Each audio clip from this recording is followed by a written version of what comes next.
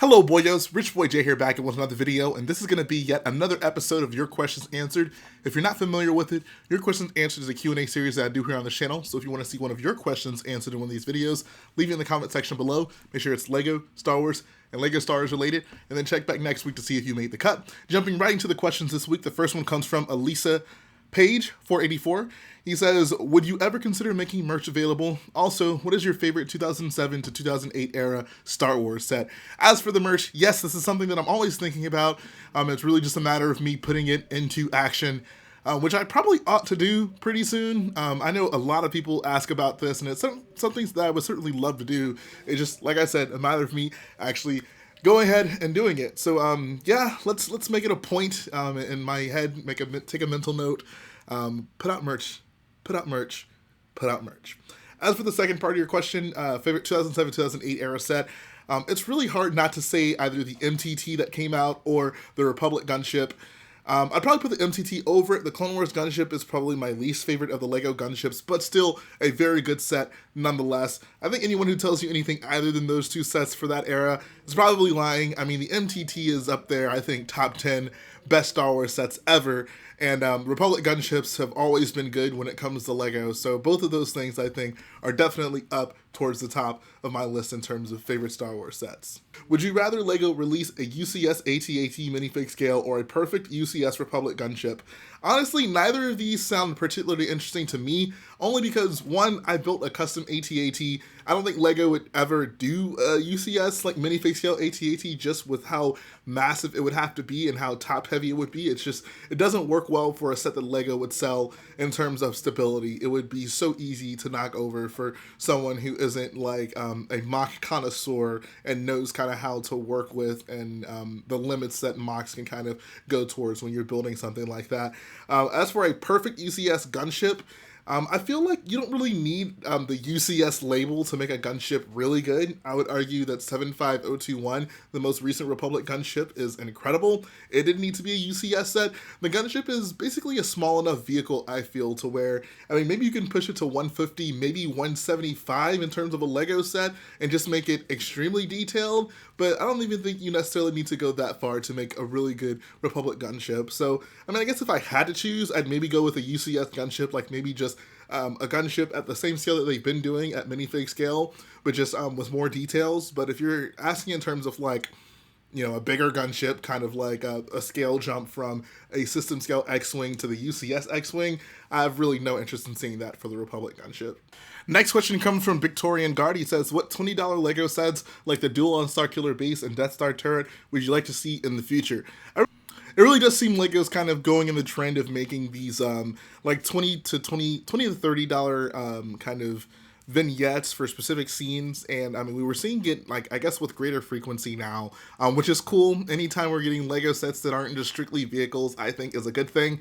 But in terms of like sets like this I'd like to see in the future, I think the first one that comes to my mind is just anything depicting the first battle from episode 3, where Count Dooku fights Anakin and Obi-Wan. The fact that we've never seen anything about this in Lego Star Wars is kind of surprising, so I think that this would probably be a good way to incorporate that scene. I think ultimately they could do like a $50 or $60 Death Star Final Duel set type of deal for that scene, but if they're not willing to go that far with it, I think that a $20 vignette coming with Episode 3 Dooku, Anakin, and Obi-Wan would suffice. I think that'd be a great opportunity to do something like that.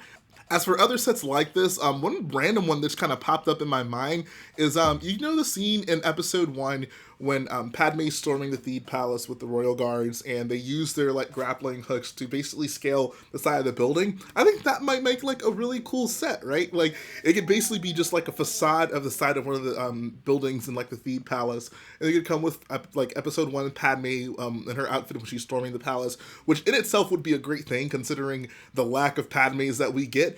And also, you know, maybe like a Captain Panaka and a few other, or maybe like one other like Royal Guard, and you can just have maybe a mechanism where you can like basically have a winch where you can roll them and they'll kind of scale up the side of the building. But I think that would actually make a really cool set. Maybe throw in a battle droid too, just to have them like be able to fight someone. But yeah, I mean, kind of a random idea, but something cool and unique that we really haven't seen Lego even tackle thus far. Next question comes from Bly Productions, and he says, if Lego could remake any Star Wars character, what would it be? I've done a video talking about like the figures that need updates. So like Jyn Erso comes to mind, the Battle Droid comes to mind. I think even Episode 3 Obi-Wan could use an update, specifically just with the color of his hair. His hair is way too reddish orange. It's not that like vibrantly reddish orange in the film, so he could definitely use an upgrade as well. If you're asking me though what's at the top of my list, I'm going to go with Rey actually. The Reys we've gotten up to this point have been mostly good. I have two major problems though. One, they've used the same head print for every single Rey that we've gotten. She's a main character. She can get more than the two facial expressions on her double-sided head. Like, why have we only gotten one version of Rey's face? Secondly, and I think this is the bigger thing, Rey needs dual molded arms. There's no way around it. She needs them. She wears her pretty iconic, I think, like half sleeves that have her shoulders exposed. And I think that needs to be represented in Lego. We went from initially having her with just the all gray arms until now in The Rise of Skywalker with her basically having bare arms. Like, why can't she just get dual molded arms? That is the number one thing I want out of anything Lego related at the moment. Just give me an accurate looking Rey.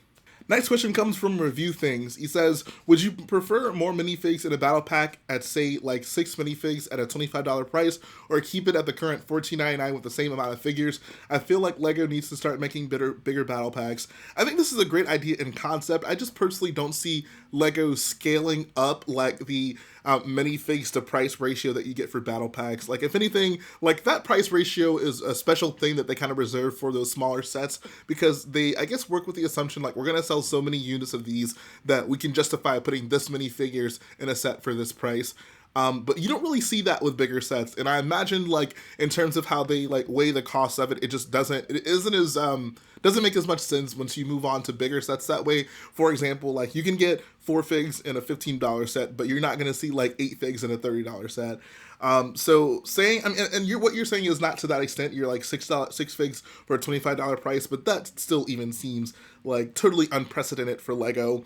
It would be a cool concept, like for people who, you know, are buying a lot of battle packs to maybe get a little bit more value via, you know, just a higher price point, but with more figs. I guess that would make sense. But then in that case, like $14.99 for 4 figs is still going to be like probably the best possible value at this point you're going to get for minifigs and battle packs. So honestly, I don't really see the huge benefit other than saying like, oh, look at how many minifigs come in this $25 set. And I also just don't see Lego realistically doing it. I would prefer for them to just maybe go back to like $13 battle packs or even $10 battle packs. I know that's kind of unrealistic at this point, but I would say that would be a better way to go if you just wanted to maybe get a little bit more value out of battle packs than just upping the price and upping the figures. The point of battle packs is to, one, hit a specific price point. Like you want that low price point because, like I said, they're counting on selling a lot of units of them. And that's kind of why they can justify putting the figures in there. Next question comes from Darth Fury. He says, what do you think if they did the Death Star with what they did with Hoth, i.e. multiple small sets that you can hodgepodge together to form a bigger Death Star layout? I am all for this in any fashion or form in Lego. I love the idea of there kind of being a system in a system. Like Lego is already a system, right? But basically, you know, putting Star Wars sets out there that can all eventually kind of work together and combine into something, I feel that's one, like consistent with the essence of Lego, right? Like the idea is to build up a collection and have your things kind of work together. But specifically doing that with Star Wars locations, I feel would be a huge hit.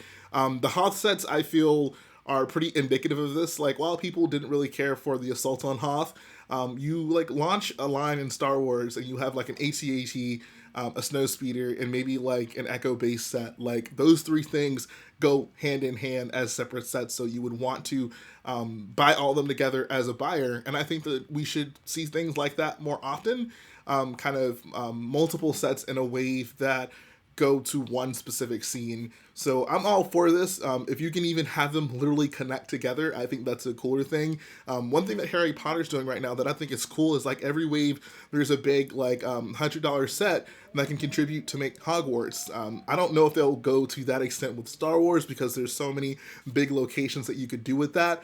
But I think doing smaller sets, like small Death Star sets, and it kind of seems that we're even going in that direction. For example, we got the Death Star Escape set earlier this year. considering we got the Death Star escape earlier this year, and the rumors are saying on Force Friday we're getting the Death Star gunner set, so it kind of seems like they're going in that direction. I would just maybe like to see a little bit more uniformity, like just like let Lego take that step and say like these sets go together, and maybe have a picture on the back of the box showing all the sets being connected together.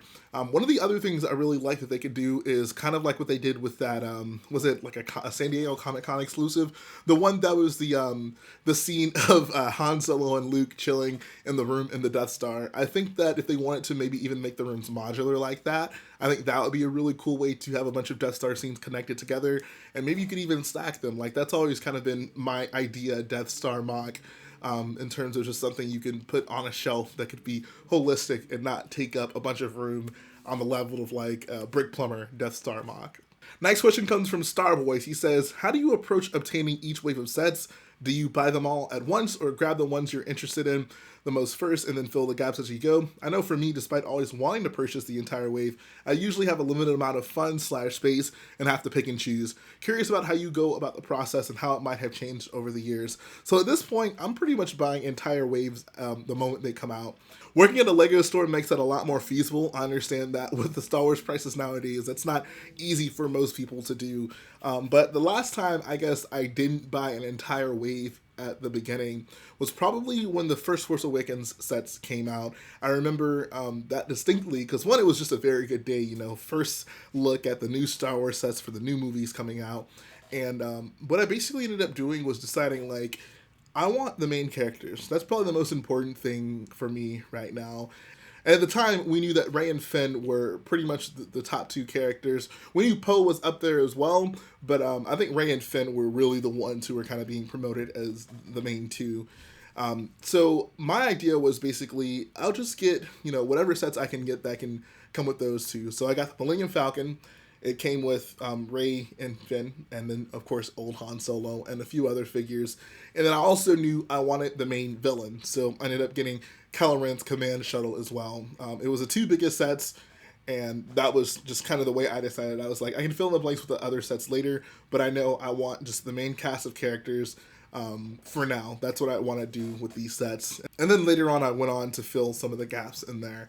But I guess if you're, like I said, if it's a new wave for a new film, I think you probably will usually want to get the main characters. So just you'd probably default to those sets initially. Now, if you're looking at a wave that's not from a new film, that's just with stuff from various Star Wars films, I think that you should probably just try to default to like what fills blanks in your collection the best, right? Like if it's a new set of something that we've never gotten before, I think that will be on the top of my list in terms of things to get, considering the amount of remakes that we get now, or just something I think that is just a really good set in general. It could be something we've gotten before, but if Lego has really knocked it out of the park with this new design, I'm very open to getting that as well.